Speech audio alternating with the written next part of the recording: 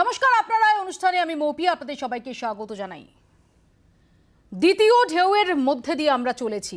সামান্য ইঙ্গিত দেখা যাচ্ছে যে দ্বিতীয় ঢেউ স্তিমিত হওয়ার একটা সম্ভাবনা প্রবল হচ্ছে, কিন্তু বিশেষজ্ঞরা ইতিমধ্যেই সতর্কবার্তা জারি করছেন যে আত্মতুষ্টির কোনো জায়গা নেই। এটা ঠিকই যে গ্রাফ ঈষৎ নিম্নমুখী হয়েছে, এটাও ঠিক যে গত 2 মাসের তুলনায় দৈনিক মৃতের সংখ্যা তাতেও লাগাম পরানো গেছে।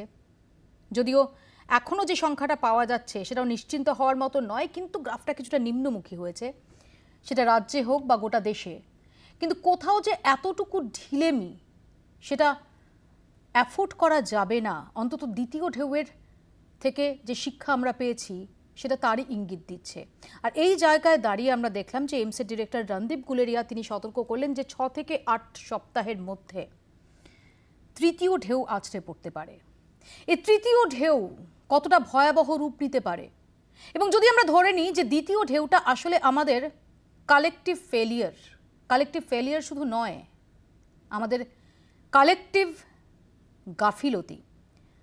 রাষ্ট্র বলুন, সরকার বলুন, সাধারণ মানুষ বলুন, আমাদের পলিসি মেকার্স বলুন, মাত্র চিকিৎসকরা তাঁরা শোরগোল তুলছিলেন, চিকিৎসকরা বারবার ওয়ার্নিং দিচ্ছিলেন, কিন্তু আসলে বাকি সবাই উদাসীন।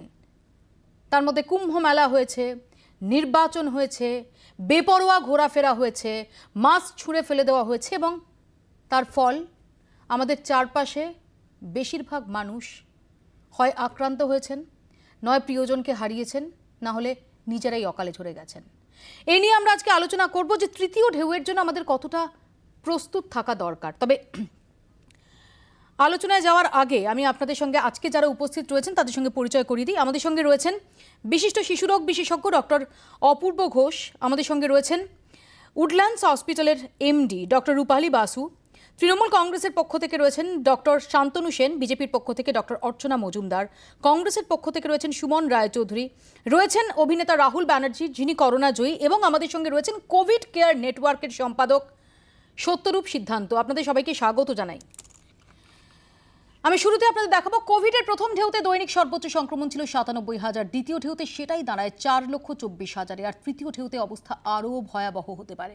অথচ হাতে সময় বলতে আর 6 থেকে 8 সপ্তাহ, অর্থাৎ অগস্টের শুরু কিংবা মাঝামাঝি সময়ে ভারতে কোভিডের তৃতীয় ঢেউয়ের আশঙ্কা জানিয়েছেন দিল্লি এইমসের ডিরেক্টর। কোভিডের প্রথম ঢেউ, মোট আক্রান্ত 1,04,23,156, মৃত্যু 1,54,274। 1 এপ্রিল 2020 থেকে 31 জানুয়ারি 2021 পর্যন্ত তথ্য। কোভিডের দ্বিতীয় ঢেউ, মোট আক্রান্ত 1,94,00,000, মৃত্যু 2,31,000। 1 ফেব্রুয়ারি 2021 থেকে 18 জুন 2021 পর্যন্ত তথ্য। মৃত্যুর সংখ্যা 4 লাখ ছুঁই। গত মে মাসেই রেকর্ড মৃত্যুর ঘটনা। চলতি বছরের মে মাসে মৃত্যু 1,15,768 জনের। কয়েকটি রাজ্যে অডিটের পর মৃত্যুর সংখ্যা আরও বাড়ছে। গত বছরের মার্চ থেকে আক্রান্ত প্রায় 3 কোটি মানুষ, তার থেকেও অনেক বেশি আশঙ্কা অন্য জায়গায়। কোভিডের 2টি ঢেউতে প্রবল অনিশ্চয়তার মুখে প্রায় অসংখ্য পরিবার। এই পরিস্থিতিতে কোভিডের তৃতীয় ঢেউয়ের আশঙ্কা। দিল্লি এইমসের ডিরেক্টর রণদীপ গুলেরিয়ার দাবি, আগামী 6 থেকে 8 সপ্তাহে কোভিডের তৃতীয় ঢেউ আরও সংক্রামক হওয়ার আশঙ্কা। কোভিডের সংক্রমণ যখন শীর্ষে, তখন হাসপাতালের বাইরে বিনা চিকিৎসায় মৃত্যু দেখেছে গোটা দেশ। অক্সিজেনে টানাটানি, ওষুধের আকাল, ভয়াবহ সব অভিজ্ঞতায় নড়ে গিয়েছে গোটা দেশ। দ্বিতীয় ঢেউতে সংক্রমণ কমা শুরু হতেই এবার তৃতীয় ঢেউ। এই অবস্থায় 3 পয়েন্ট এজেন্ডায় জোর দেওয়ায় সুপারিশ ডক্টর গুলেরিয়ার। 100% টিকাকরণ, প্রতি মাসে টিকাকরণের হার গড়ে 10% বাড়ানোর টার্গেট, দ্রুত শিশুদের ভ্যাকসিনের অনুমোদন, হটস্পট ও ক্লাস্টারে নজর, হটস্পটগুলি চিহ্নিত করে নিয়মিত নজরদারি ও পরীক্ষা, কন্টেনমেন্ট জোনের পাশাপাশি ক্লাস্টার জোন চিহ্নিত করা, চিকিৎসা পরিকাঠামো, সংক্রমণ কমলেও অস্থায়ী হাসপাতাল চালু রাখা, ওয়ার্ড ভিত্তিক টেলিমেডিসিন ও কোভিড হেল্পলাইন। কোভিডের মৃত্যু ও চিকিৎসা খরচের ধাক্কায় বহু পরিবার অনিশ্চয়তার মুখে। কয়েক হাজার শিশু অনাথ হয়ে হোমে ভর্তি। সমস্যা হলো সংক্রমণ কমলেই আর কোভিড বিধি তোয়াক্কা করছেন না অধিকাংশ মানুষ। বিভিন্ন রাজ্য ধাপে ধাপে লকডাউন তুলে নেওয়ায় ব্যস্ততার চেনা ছবিটাও ফিরে আসছে। তাল মিলিয়ে বেপরোয়া হচ্ছেন মানুষ। শুক্রবার মহারাষ্ট্রের কোভিড টাস্ক ফোর্সের প্রধান জানিয়েছেন, তৃতীয় ঢেউতে সংক্রমিতের সংখ্যা 2 বা 3 গুণ হতে পারে। কোভিড আক্রান্তরাও নতুন করে সংক্রমিত হতে পারেন। গত 1.5 বছরে নানা কারণে শিশুদের প্রতিরোধ ক্ষমতা কমেছে। কোভিডে শিশুদের নিরাপদ বলা যাবে না। টিকাকরণ শুরু হলে যে কোভিড সংক্রমণের হার কমবে এমন ইঙ্গিত কিন্তু এখনো মেলেনি। চিকিৎসকেরা বলছেন, যতক্ষণ না বেশিরভাগ মানুষের টিকাকরণ হচ্ছে ততক্ষণ সেটা হওয়ার নয়। তাই অত্যন্ত সতর্ক থাকা ছাড়া উপায় নেই। ব্যুরো রিপোর্ট, জি24 ঘন্টা। আমি ডক্টর অপূর্ব ঘোষের কাছে শুরুতে আসবো, কারণ ডক্টর ঘোষ, তৃতীয় ঢেউ নিয়ে যতবার চর্চা চলছে, যতবার এই নিয়ে আলোচনা চলছে, একটা আশঙ্কা খুব বেশি করে ঘোরাফেরা করছে, জানিও এখন অবধি আমরা ভিন্ন মত দেখছি, যে তৃতীয় ঢেউয়ে কি সবচেয়ে ভালনারেবল শিশুরা, যে শিশুদের মোটের ওপর এই প্রথম ঢেউ এবং দ্বিতীয় ঢেউয়ে আমরা সেইভাবে এফেক্টেড হতে দেখিনি। তৃতীয় ঢেউয়ের ক্ষেত্রে শিশুদের আশঙ্কা কতটা?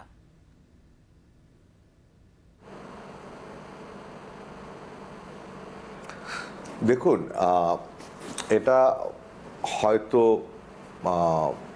বলা হচ্ছে যে তৃতীয় ঢেউতে শিশুরা আক্রান্ত হবে বেশি, কিন্তু সত্যি কথা বলতে কি যে প্রথমে তো এটার কোনো বৈজ্ঞানিক ভিত্তি ছিল না। ইট ওয়াজ এ গেস, ইট ওয়াজ এ স্পেকুলেশন। কিন্তু রিসেন্টলি ওয়ার্ল্ড হেলথ অর্গানাইজেশন এবং all India institute of medical সায়েন্সের যে জয়েন্ট স্টাডিটা হয়েছে on 10,000 children, তাতে দেখা গেছে যে about 55 to 65% বাচ্চাদেরই অ্যান্টিবডি ডেভেলপ করে গেছে। তার কারণটা হয়তো এই বাচ্চারা অ্যাসিমটোমেটিক ইনফেকশন হয়ে গেছে এবং তাদের অ্যান্টিবডি ডেভেলপ করে গেছে, তো ফলে তারা প্রোটেক্টেড হয়ে গেল। আরেকটা ব্যাপারও যেটা ইন ফেভার আমি বলবো, যে ধরুন আমাদের যদি অ্যাডাল্টরা যদি ইমিউনাইজড হয়ে যায় কিংবা অলরেডি ইনফেক্টেড হয়ে গেছে, they will have an immunity.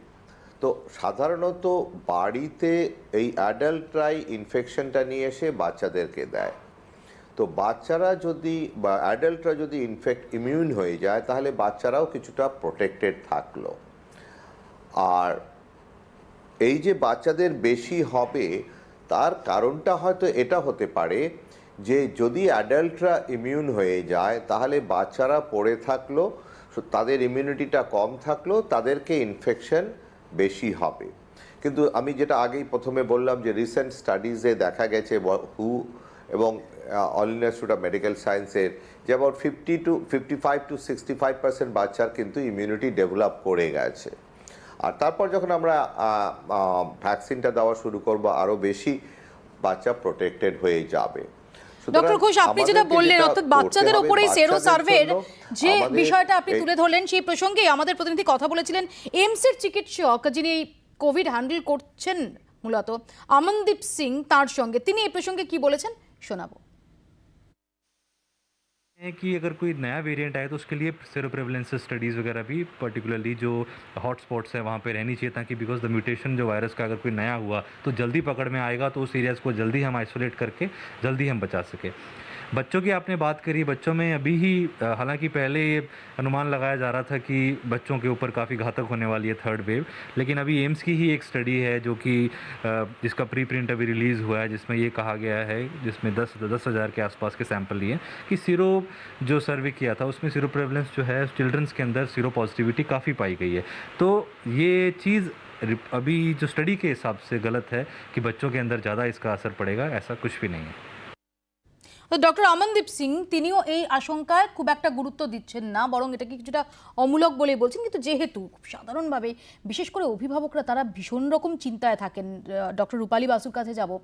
রূপালীদি, সবার মনের মধ্যে এই প্রসঙ্গটা ঘোরাফেরা করছে, যদি আমরা ধরেও নিই তার কারণ হচ্ছে যে অনেক ক্ষেত্রেই নতুন নতুন স্ট্রেন আসছে এবং সেই স্ট্রেনের যে গতি প্রকৃতি সেটা অনেক সময় জাজ করা যাচ্ছে না। কাজে প্রিপারেশন রাখাটা তো খুব জরুরি। আমার এখানেই প্রশ্ন যে বাচ্চাদের ক্ষেত্রে যদি আশঙ্কার জায়গা তৈরি হয় তার জন্য আমাদের স্বাস্থ্য পরিকাঠামো কি যথেষ্ট প্রিপেয়ার?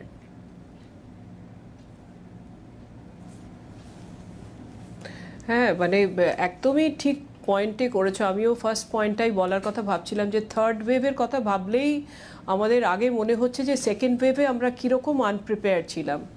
কীরকমভাবে আমরা সমস্ত এরিয়াতে, সেটা ডায়াগনস্টিক টেস্টিংই বলো বা তোমার চিকিৎসা ক্ষেত্রে বেডের ব্যবস্থা করা বলো বা ওষুধ, অক্সিজেন, সব কিছুতেই আমাদের একটা মানে অপ্রতুলতা দেখা গেছিলো সেকেন্ড ওয়েভটা। এবং আমরা ওই 4 গুণ যেই কেস হয়ে গেল তখন আমরা সব দিকটা মানে অলমোস্ট লাইক আমাদের হাত থেকে সব জিনিসটা বেরিয়ে গেছিলো। আমরা ছটফট করছিলাম কি করব, কিন্তু কিছুই করে উঠতে পারছিলাম না।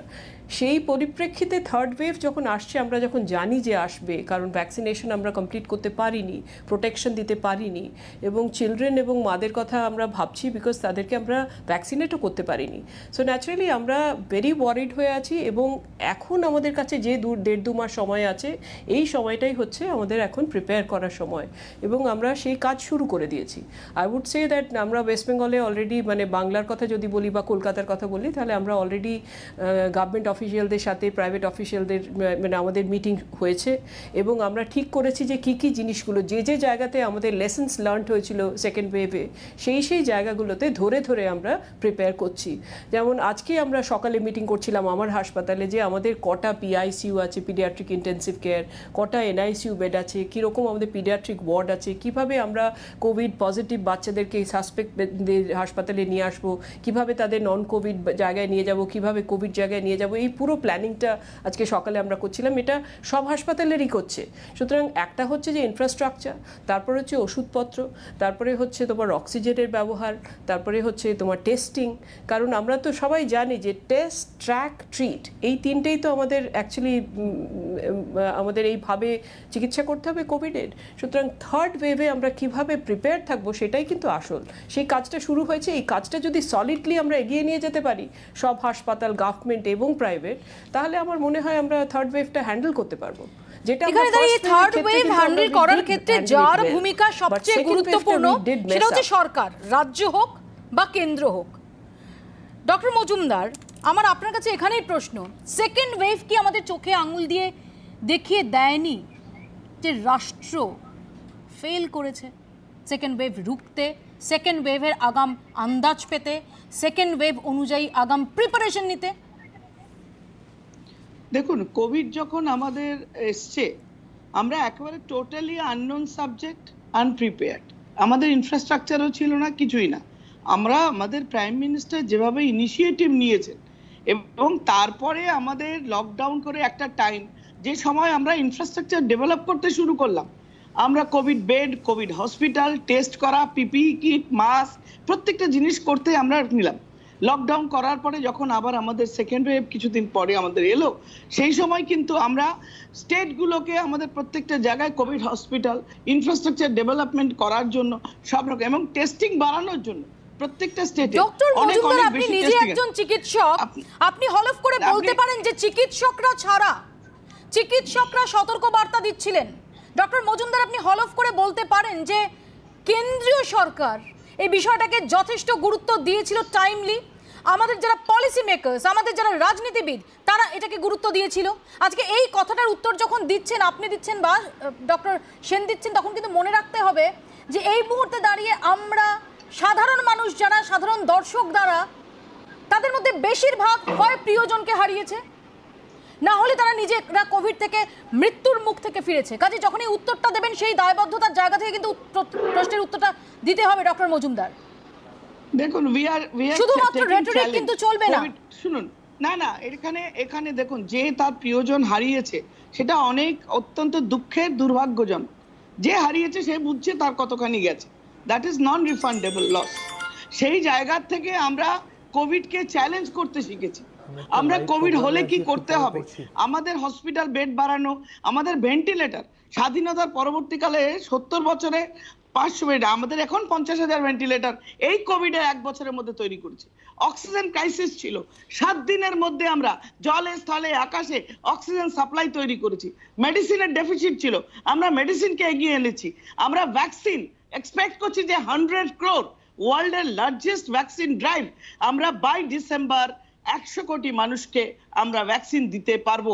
21 জুন থেকে free vaccine by government of India to all citizens of India দেওয়ার প্রপোজাল নেওয়া হচ্ছে। ডক্টর সেন, আমরা যেভাবে এই যে ভ্যাকসিন আসছে সেকেন্ড ওয়েভে যেভাবে জর্জরিত, যেভাবে বেসামাল, যেভাবে দিশাহীন যে সমস্ত চিত্র আমরা দেখেছি, কখনো আমরা গঙ্গায় লাশ ভাসতে দেখছি, কখনো আমরা দেখছি যে হসপিটালের বাইরে অক্সিজেনের জন্য কাতরাতে কাতরাতে মানুষ মৃত্যুর কোলে ঢলে পড়ছে। তারপর ডক্টর মজুমদাররা যে এটাকে সাকসেসফুলি হ্যান্ডেল করার যে দাবিটা করছেন, সেটা কতটা যথার্থ?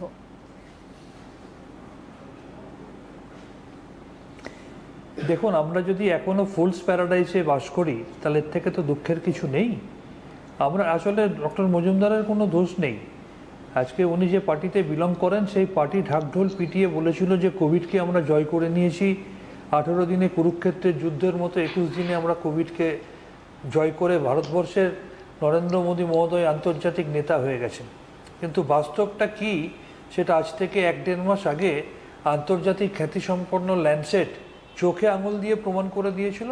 এবং গত পরশুদিন আবার ল্যান্ডসেট 8 দফা অবজারভেশন দিয়ে বলেছে যে কোন কোন জায়গায় ভারতবর্ষ এখনও কতটা খামতিতে, কতটা এতে রয়েছে।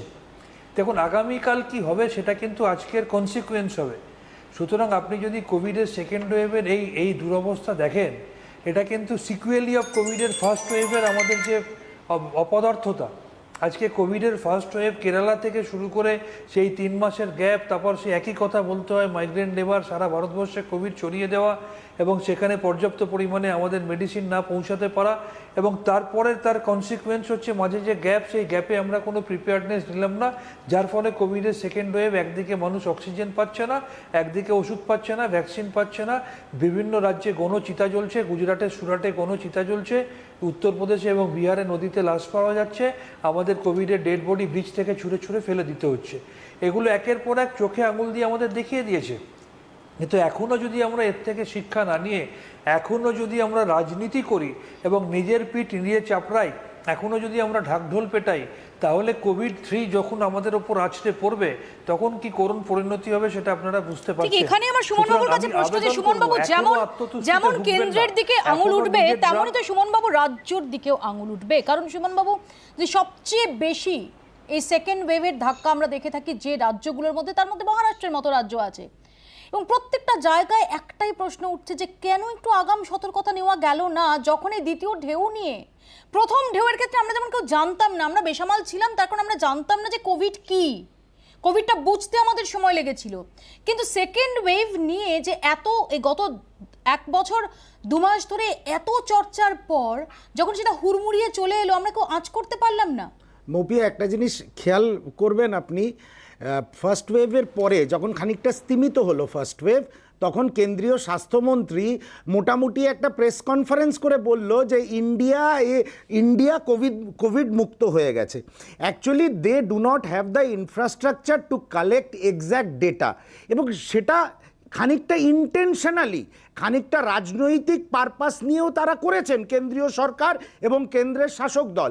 এটা পয়েন্ট নাম্বার 1। পয়েন্ট নাম্বার 2 হচ্ছে, আমাদের একটা বিপুল জনসংখ্যার দেশ, সেখানে আমি একজন আন্তর্জাতিক মানের নেতা হওয়ার জন্যে 6.5 কোটি ডোজ অফ ভ্যাকসিনস আমি এক্সপোর্ট করে দিলাম নিজের একটা আন্তর্জাতিক ইমেজ তৈরি করার জন্য। এটা অত্যন্ত দুর্ভাগ্যজনক। আগে আমি আমার দেশকে দেখব, আগে আমি আমার নাগরিকদের দেখব, সেটা আমি দেখলাম না। ভারতবর্ষের কি অবস্থা মৌপিয়া, তুমি ভেবে দেখো, কুম্ভ মেলা বললো কুম্ভ মেলার থেকে কোনো সংক্রমণ হয়নি, কুম্ভ মেলায় ফেক কোভিড টেস্ট হয়েছে। 4 জন করে মানুষের যখন কোভিড টেস্ট হয়েছে, দেখা গেছে তার মধ্যে 4 জনের মধ্যে 1 জনের টেস্টটা রিয়েল হয়েছে, 3 জনের টেস্ট ফেক হয়েছে। এবং তারপরে বলা হয়েছে কুম্ভ মেলা যা ডেটা দিচ্ছে, কুম্ভ মেলা is not a source of pandemic explosion. এই হচ্ছে ভারতবর্ষ এবং ভারতবর্ষের শাসক দলের মানে পরিস্থিতি। তাদের যে অবজারভেশন নিয়ে এলো যে ভারতের সেকেন্ড ওয়েভের জন্য তারা মূলত দায়ী করলো ধর্মীয় সমাবেশ এবং রাজনৈতিক সমাবেশকে। আমার এখানে রাহুলের কাছে প্রশ্ন। রাহুল, এরকমই তোমার আমার মতো বহু মানুষ যারা এই কোভিডের যে আতঙ্কটা সেটার মধ্যে দিয়ে ফিরে এসেছেন, কেউ মৃত্যুমুখ থেকে ফিরে এসেছেন, কেউ হয়তো তার কারো সাফারিংটা হয়তো কম হয়েছে, এবং যেটা বারবার বলছি, অনেকেই আমরা প্রিয়জন হারিয়েছি। কোথাও কি মনে হয় না যে রাষ্ট্রের যে ভূমিকা সেখানে একটা বড় সড়ো প্রশ্নের চিহ্ন দাঁড়ায়। আর এখানে দাঁড়িয়ে তোমার আমার সবার মনের মধ্যে প্রশ্ন যে দ্বিতীয় ওয়েভ থেকে রাষ্ট্র শিক্ষা নিল তো, না তৃতীয় ঢেউয়ের সময়ও এরই রিপিটেশন আমরা দেখব?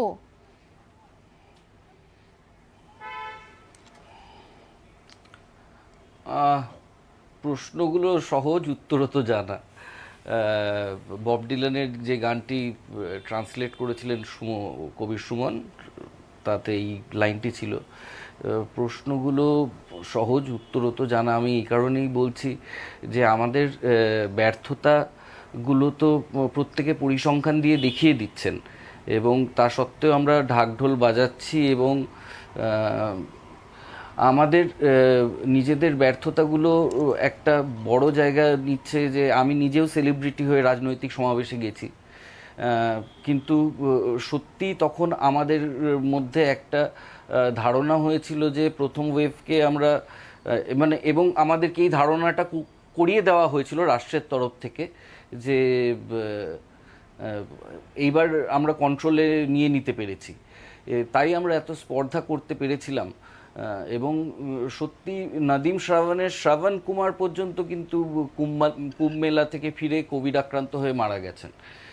তো কুম্ভ মেলা যে হটবেড ছিল এটা তো সত্যি আর অস্বীকার করার উপায় নেই। তো যে কোনো রাজনৈতিক সমাবেশ এবং যে কোনো যেমন রাহুল, আমি জাস্ট অ্যাড করব, যেমন এই রাজ্যে নির্বাচন চলাকালীন আমরা প্রার্থীদের মৃত্যু দেখেছি। নির্বাচন চলাকালীন নির্বাচনের দিন যার যে কেন্দ্রে নির্বাচন তার আগে প্রার্থীর মৃত্যু দেখেছি। নির্বাচন হয়েছে, ভোটের ফল দেখতে পারেননি, প্রার্থীর মৃত্যু হয়েছে, সেটাও দেখেছি। হ্যাঁ, একদম। সেখানে তো রাষ্ট্রের দিকে প্রশ্নচিহ্ন থেকেই যায় যে তাহলে আপনারা কি ডেটা দিলেন আমাদের, কি মানে কি ঠুলি পড়ালেন, মানে মানে এই প্রশ্নগুলো তো থেকেই যায়। আর দ্বিতীয় ঢেউ থেকে যদি আমরা শিক্ষা নিয়ে না থাকি তাহলে তৃতীয় ঢেউ আমরা আটকাতে পারবো না। কিন্তু আমার মনে হচ্ছে সাধারণ মানুষ এবার শিক্ষা নিয়ে নিয়েছে, অন্তত এই শিক্ষা যে আমরা রাষ্ট্রের মুখাপেক্ষী খুব একটা নেই। আমরা নিজেরা নিজেদের মতন করে ছোট ছোট কমিউন করে দরকার হলে একে অপরকে হেল্প করব। একেবারে এই প্রসঙ্গটা যখন তুললাম, এখানেই সত্যরূপের কাছে যাব। আমরা জানি যে সত্যরূপের একটা অন্য পরিচয় রয়েছে। সত্যরূপ পর্বতারোহী, সত্যরূপ ওয়ার্ল্ড রেকর্ড হোল্ডার, কিন্তু এই কোভিড পিরিয়ডে সত্যরূপের মতো মানুষরা তারা নিজেরা এসেছেন, স্বতঃপ্রণোদিতভাবে এসেছেন, এবং তারাই কোভিড কাণ্ডে, কোভিড সময়টাই, অতিমারির সময়টায় তারা মানুষের পাশে দাঁড়িয়েছেন। তারা উত্তর থেকে দক্ষিণ ছুটে বেড়াচ্ছেন। ইনফ্যাক্ট আজকেই সত্যরূপ তিনি সুদূর দার্জিলিং থেকে ফিরেছেন।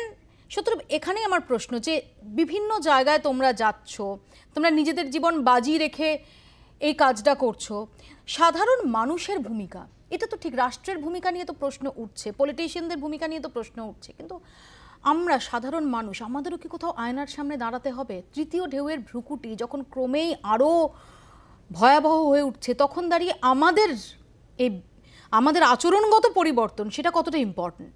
সেকেন্ড ওয়েভ আমাদের কি শিক্ষা দিল? একটা বিহেভিয়ারাল চেঞ্জ একটু ডিফিকাল্ট, আমাদের কনস্ট্যান্টলি হ্যামার করে যেতে হয় বিহেভিয়ারাল চেঞ্জ।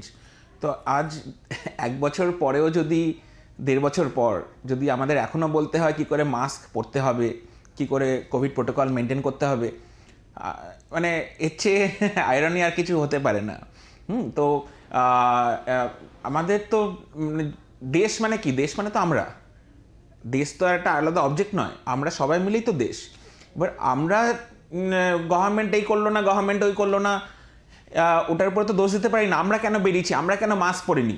এই যে আমরা যে এখন কোভিডের জন্য কাজ করতে যাচ্ছি এদিক ওদিক সেদিক, কই আমাদের তো হতে পারতো, কিন্তু আমরা তো প্রোটোকলটা মেনটেন করছি প্রপার। আর এমন কিছু আহামরি প্রোটোকল কিছু ছিল না, মুখে মাস্ক, একটু দূরত্ব মেনটেন করা, কোভিড হাত স্যানিটাইজ করা, এইটুকুই তো চাহিদা। কিন্তু কোথাও একটা হেজিটেন্সি আছে, কোথাও একটা আমার মনে হয় অবচেতন মনে একটা সুপিরিয়রিটি কমপ্লেক্স, না আমার কিছু হবে না, এই এতদিন কিছু হয়নি তাই আমার কিছু হবে না। তো আমার মনে হয় এই ভাবনাটা যেদিনকায় চলে আসবে যে আমার কিছু হবে না, সেখানেই বোধহয় আমাদের একটা বড় ভুল চলে আসছে। আমার মনে হয় সেখানটা কনস্ট্যান্টলি আমাদের বিহেভিয়ারাল চেঞ্জের জন্য হ্যামার করতে হবে। এই বিহেভিয়ারাল চেঞ্জের কথা যখন তুমি বলছো, সেই সময় আমরা শুনে নেব যে ডক্টর অমনদীপ সিং তিনি এই প্রসঙ্গে কি বলেছেন।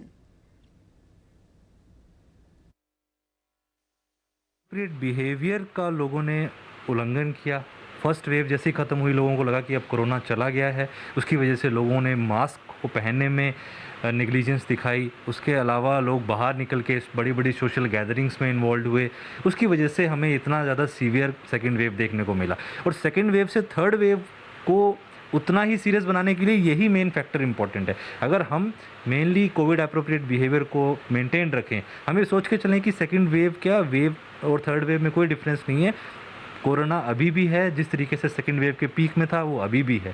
तो उस तरीके से अगर हम अब मान के चलेंगे तब हम सोचेंगे कि 2-3 महीने बाद थर्ड वेव नहीं आएगी और हम कोविड के साथ इसी तरीके से जी पाएंगे।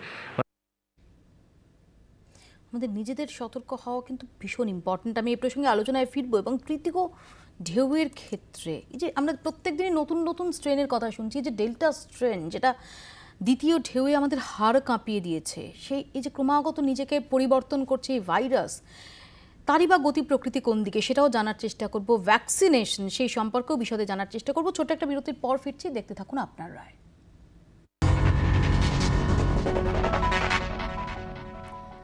চলতি বছরের 7ই মার্চ কেন্দ্রীয় স্বাস্থ্যমন্ত্রী ঘোষণাই করে দেন অতিমারি কার্যত শেষ পর্যায়ে।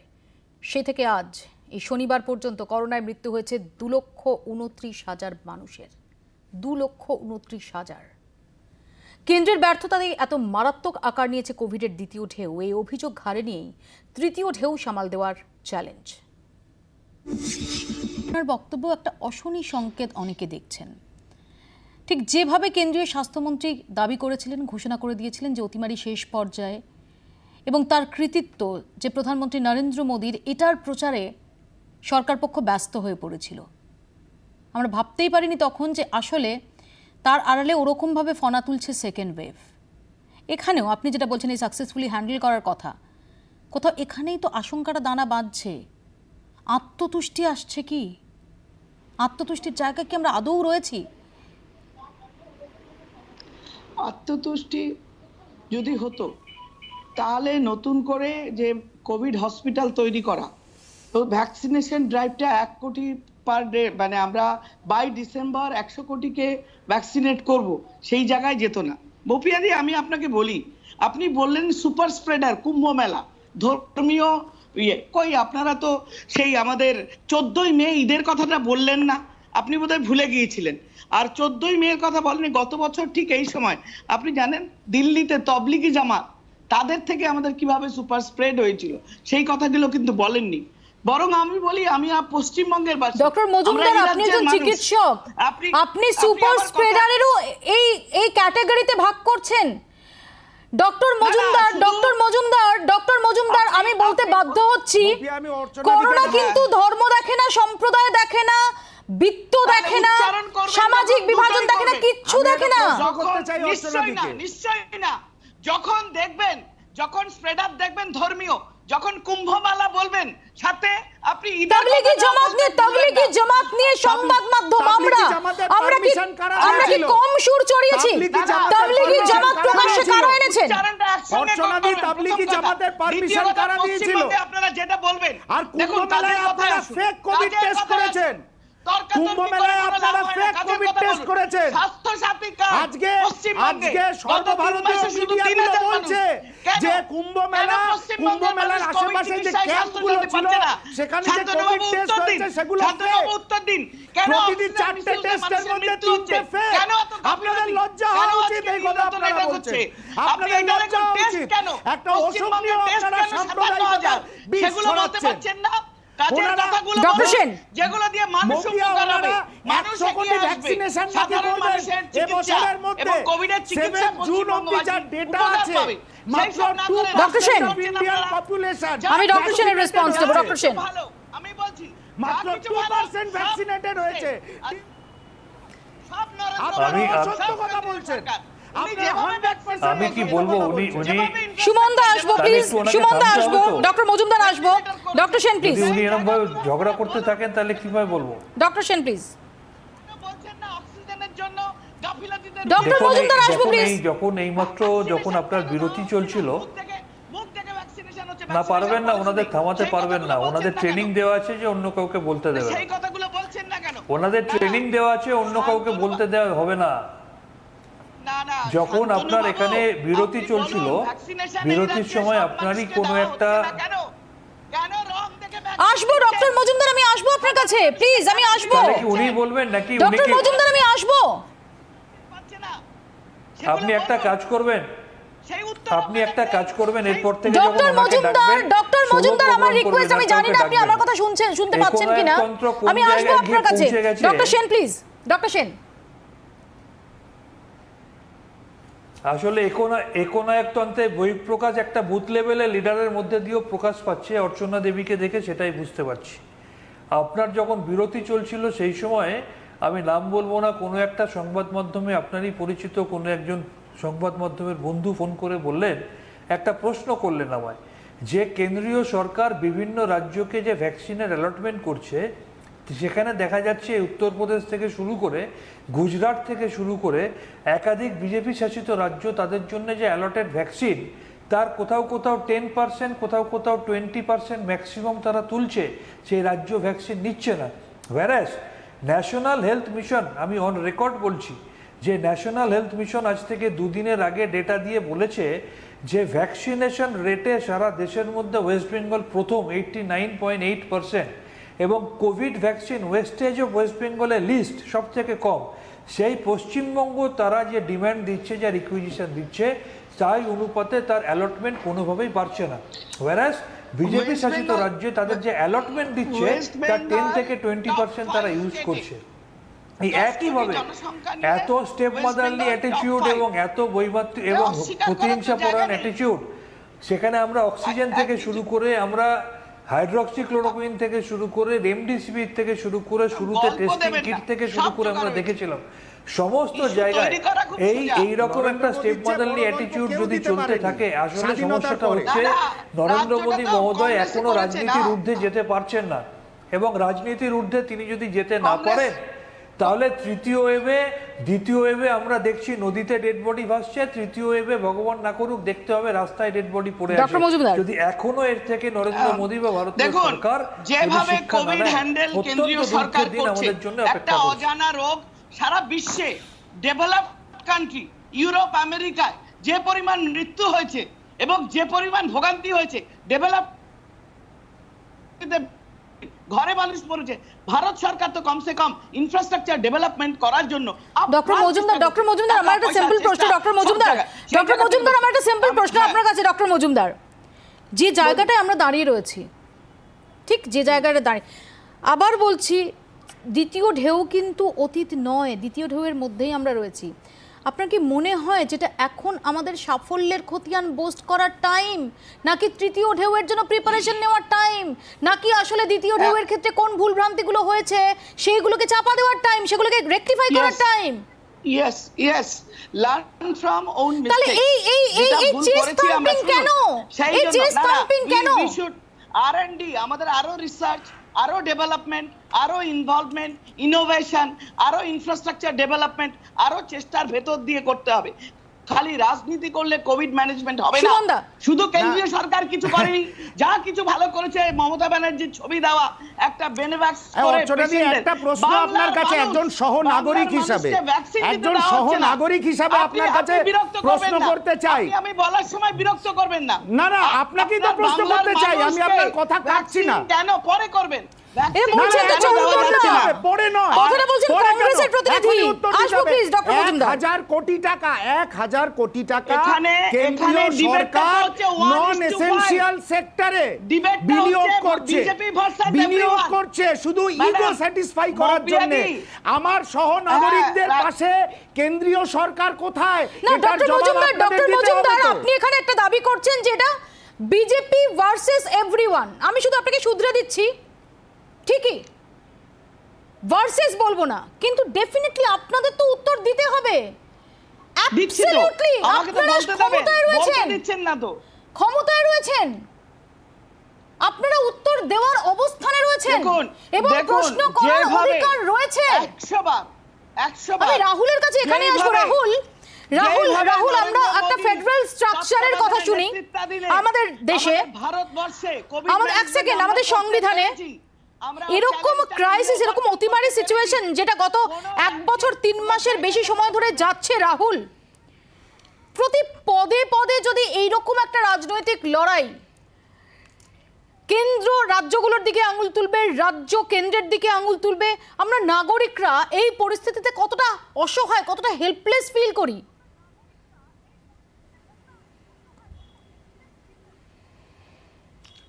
দেখুন, কেন্দ্র রাজ্য সবার চোখে আমরা দিনের শেষে শুধুমাত্র একটা সংখ্যা, এবং দিনের শেষে এই যে কয়েকটা অ্যানাউন্সমেন্ট হলো এক্ষুনি, মৃতের সংখ্যা কমে গেছে, আজকে মৃতের সংখ্যা এত, কলকাতায় মারা গেছেন 9 জন, এই সংখ্যা। কিন্তু এই 9 জন, 9টা পরিবার, তাদের যে কি হচ্ছে সেইটা যেদিন বুঝবে, এবং সেটা এরা কোনোদিন ভাবে না। আমাদেরকে শুধুমাত্র সংখ্যা, শুধুমাত্র ভোট, এইটা ভাবা যেদিন বন্ধ হবে, সেদিন যেদিন আমাদের মানুষ ভাবা শুরু হবে, প্রাণী ভাবা শুরু হবে, সেদিন এই সমস্যাগুলো আর হবে না। আমি এখানে একটু ডক্টর ঘোষের কাছে আসবো। ডক্টর ঘোষ, এরকম একটা পরিস্থিতি দাঁড়িয়ে তো ভ্যাকসিনেশনের ওপর ভীষণভাবে জোর দেওয়া হচ্ছে। আপনার কি মনে হয় যে আমাদের দেশের যেরকম জনসংখ্যা এবং যে গতিতেই ভ্যাকসিনেশন চলছে, সেই পরিস্থিতি দাঁড়িয়ে সত্যি ভ্যাকসিনের যে রক্ষা কবচ, সেটা আমরা তৃতীয় ঢেউয়ের আগে সবাই পেতে পারবো?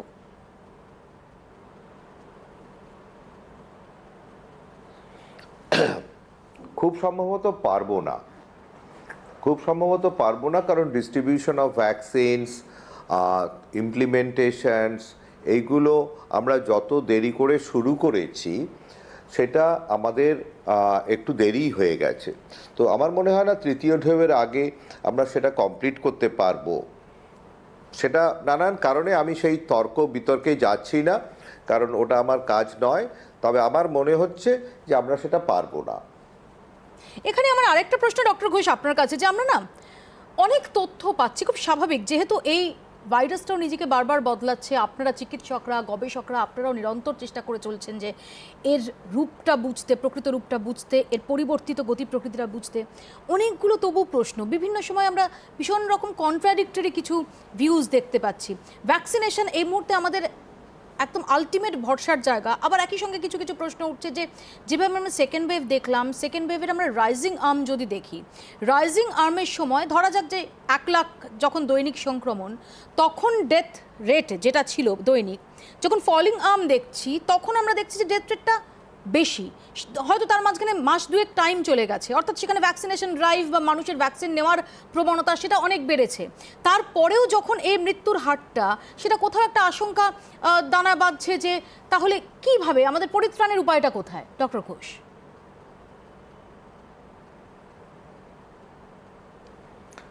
দেখুন, কিছু কিছু ক্ষেত্রে আমরা দেখছি যে ডেথটা হচ্ছে।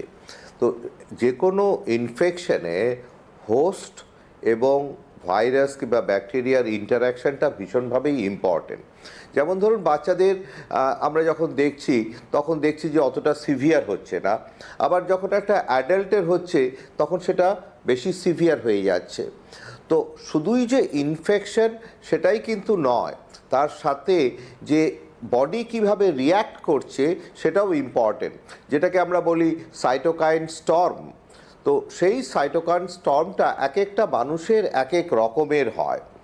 একই ইনফেকশন হয়তো কারো কোনো ক্ষতি করলো না, আমি নিজেও করোনাতে আক্রান্ত হয়েছি, ভর্তিও হয়েছি, কিন্তু সেরকম সিভিয়ার স্টেজে আমারটা যায়নি।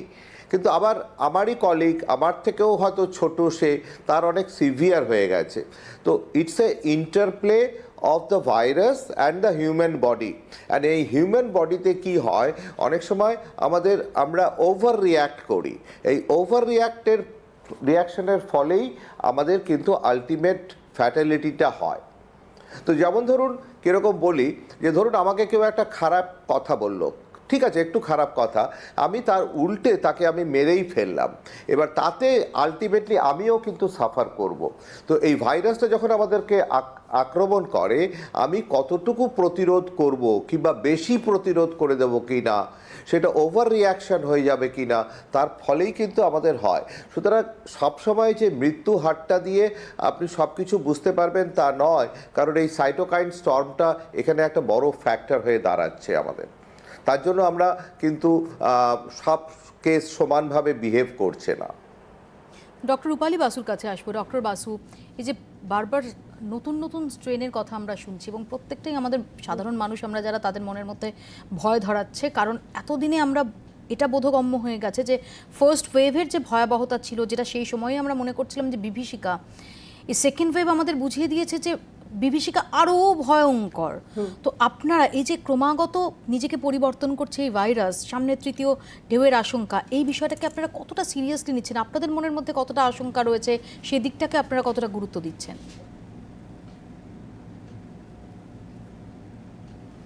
দেখো, আমরা যখন আমি যেটা বলছিলাম যে সেকেন্ড ওয়েভে মানে আমরা ভাবতেও পারিনি যে এত একটা ধাক্কা আমাদের কাছে আসবে এবং খুব বড়, মানে 1 লক্ষ কেসের জায়গায় 4 লক্ষ কেস এসে গেল এবং সেটা আমরা মানে খুব মেস আপ করে কোনো রকমে একটা ম্যানেজ করলাম।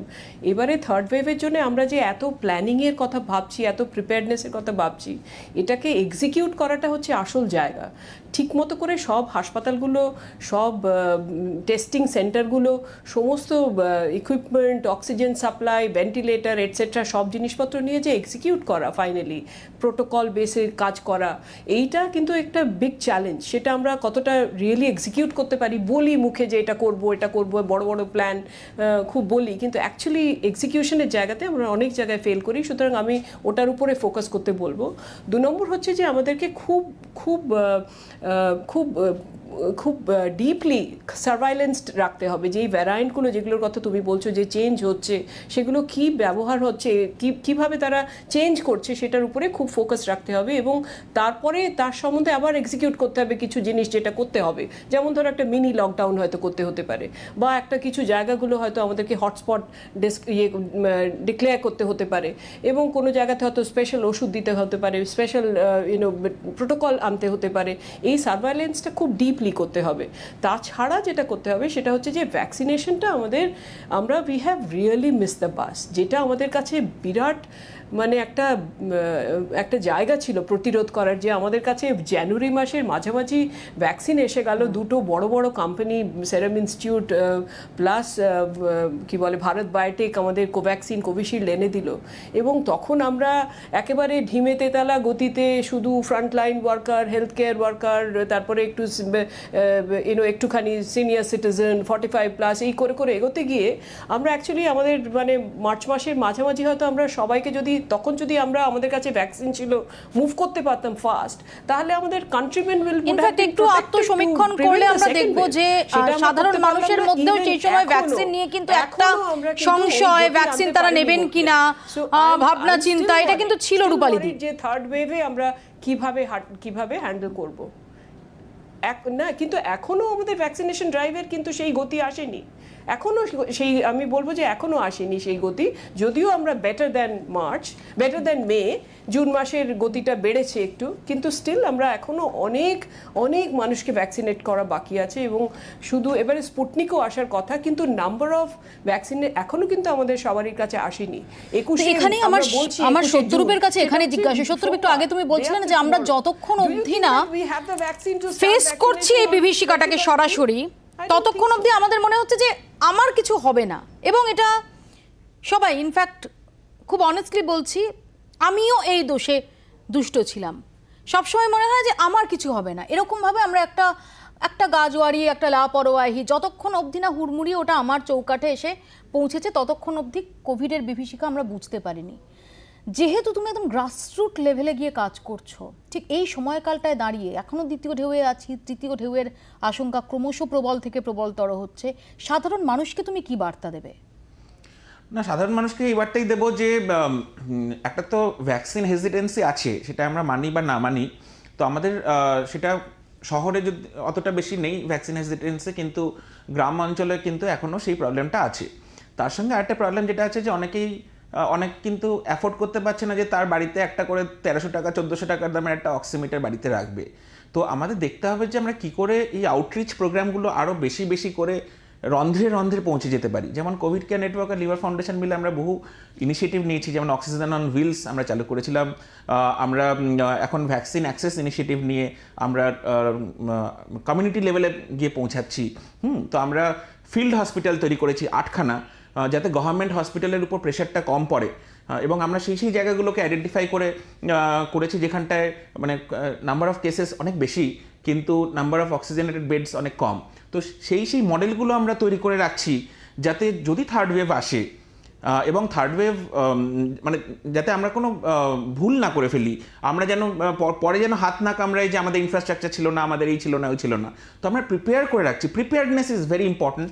আমার মনে হয় সেটা সবাইকে মেনটেন করতে হবে এবং সবাই সচেতন হন মানে অজান্তে আমার নাক থেকে মাছটা নিচে নেমে পড়ে গেল, এটা অন্য কাউকে দোষ দেওয়া যাবে না। এবং আমরাও চুপ করে থাকলে চলবে না। আমরা যদি দেখি আমার পাশের লোকটা তার মাস্ক পরেনি বা সামথিং, আমাদের গর্জে উঠতে হবে, কারণ এটা আমাদের ফান্ডামেন্টাল রাইট টু লিভ। কারণ ওর থেকে আমার হতে পারে, তো আমার সেটা ফান্ডামেন্টাল রাইট কিন্তু হ্যাম্পার হচ্ছে। আমি রাহুলের কাছে এখানেই আসবো একদম সব শেষে। রাহুল, দ্বিতীয় ঢেউয়ের এত নেগেটিভ বিষয়, এত ভয়াবহতা, এত বিভীষিকার মধ্যেও আমরা দ্বিতীয় ঢেউয়ে একটা আলোকবর্তিকা দেখেছি। সেটা হলো আমরা দেখেছি যে প্রথম যখন কোভিড আসে তখন যেভাবে একটা ভীষণভাবে সামাজিকভাবে প্রায় যিনি কোভিড আক্রান্ত হচ্ছেন বা তার পরিবার, তাকে আমরা দূরে সরিয়ে রেখেছিলাম, আমরা মানুষকে মানুষের জন্য এগিয়ে আসতে দেখেছি। আমরা এমন সমস্ত সাধারণ মানুষের প্রয়াস দেখেছি যেগুলো দেখে চমকেও, সেটা কোভিড কেয়ার নেটওয়ার্ক হোক, রেড ভলান্টিয়ার্স হোক। আমরা দেখছি একজন রোগী, তাকে পাঁজা কোলে করে তুলে নিয়ে গিয়ে একজন সাধারণ মানুষ তিনি পৌঁছে দিচ্ছেন অ্যাম্বুলেন্সে, যিনি একজন রেড ভলান্টিয়ার, যার কোনো তকমা নেই, কোনো ট্যাগ নেই, অর্থাৎ কোনো প্রাতিষ্ঠানিক কোনো ট্যাগ নেই। তেমনি আমরা দেখেছি অনেক সেলেবস এগিয়ে আসছেন। আমরা দেখেছি যে সাধারণ মানুষ তারা বলছেন যে আমরা কোভিড আক্রান্ত যারা, তাদের দরজায় দরজায় আমরা খাবার পৌঁছে দেব, আমাদের মূল্য, আমাদের এর জন্য কি দিতে হবে, সুস্থ হয়ে উঠুন, সেটাই আমাদের মূল্য। এটা কতটা জরুরি, এই যে গুড স্যামারিটান হওয়াটা, সেটা কতটা জরুরি যদি এরকম একটা অতিমারির সঙ্গে আমাদের দীর্ঘমেয়াদে লড়তে হয়? এটাই আমি তখন বলছিলাম, এটাই দ্বিতীয় ওয়েভে আমাদের প্রাপ্তি শুনতে খারাপ লাগলেও সেটা হচ্ছে প্রথম ওয়েভের সময় যে অস্ট্রাসাইজেশন চলছিল, যে ওই গলিতে হয়েছে জানিস, দূর থেকে দেখিয়ে একটা গাড়ি চলে গেল, এরকমভাবে দূর থেকে দেখানোর একটা প্রবৃত্তি ছিল যে এই বাড়িতে হয়েছে, ওই গলিতে হয়েছে। এখন আমরা সবাই এটাকে নিয়ে বাঁচতে শিখেছি এবং সত্যরূপের মতন ছেলেরা আছে এবং রেড ভলেন্টিয়ার এবং যারা রেড নয়, যারা অন্য, তারা সবাই এখন বুঝেছে যে if we need to live, we need to stand together. মানুষেরই জন্য, এবং সেটাই দিনের শেষে পড়ে থাকবে। সত্যরূপ ঠিকই বলেছে, দেশ তো আমরা বাদ দিয়ে নয়। তেমনই মানে দিনের শেষে মানুষ খুব ভালো, এটা আমার খুব বিশ্বাস। সময় পরিস্থিতি তাকে আলাদা করে দেয়, অনেক সংস্কার তাকে আলাদা করে দেয়, কিন্তু দিনের শেষে আমরা খুব ভালো, সেটা তৃতীয় ওয়েভে আরও বেশি বোঝা যাবে। অনেক ধন্যবাদ সবাইকে। আমাদের সবাইকে মনে রাখতে হবে যে কোভিডকে হালকাভাবে নেওয়া যাবে না, এবং তার জন্য যেমন রাষ্ট্রকে রাষ্ট্রের দায়িত্ব পালন করতে হবে, যেটা শুধুমাত্র নিজের সাফল্যের খতিয়ান দেখানো নয়, তাকে ব্যবস্থা করতে হবে, তার পরিকাঠামো, তার উন্নতি করতে হবে এবং আগে থেকে সতর্কতা বজায় রাখতে হবে। তেমনি সাধারণ নাগরিক যারা, তাদেরও এই দায়িত্বটা পালন করতে হবে, কারণ কোভিড এই অতিমারি এখনই অতীত হয়ে যাওয়ার সম্ভাবনা দেখা যাচ্ছে না, বরং তৃতীয় ঢেউয়ের আশঙ্কা সেটা ক্রমশ আরও জোরদার হচ্ছে। একটু আগে রাহুল বলছিল না যে একটা নাম্বার আমরা দেখি, সকালে একটা নাম্বার দেখি, গোটা দেশের নাম্বার, সংক্রমণের নাম্বার, মৃত্যুর নাম্বার। সন্ধে রাজ্যের যে বুলেটিন আসে, হেলথ বুলেটিন, সেখানে আমরা দেখি সংক্রমণের নাম্বার, মৃত্যুর নাম্বার। হয়তো আমাদের সবাইকে সেটা টাচ করে যায় না, কিন্তু কাদের হৃদয় একদম ফুঁড়ে দেয় জানেন ওই নাম্বারটা? যাদের কাছে ওই কোভিড মৃত্যুর নাম্বারটা আসলে শুধুমাত্র নাম্বার নয়, ওই নাম্বারের মধ্যে তাদের পরিচিত প্রিয়জন রয়েছেন। সে ক্ষত কিন্তু কোনোদিন বোঝার নয়। আর তাই কোভিডকে সিরিয়াসলি নিন, রাষ্ট্র সিরিয়াসলি নিন, আপনি সিরিয়াসলি নিন, আমি সিরিয়াসলি নিই। আপাতত আপনারা এখানে শেষ করছি। দেখতে থাকুন জি 24 ঘন্টা।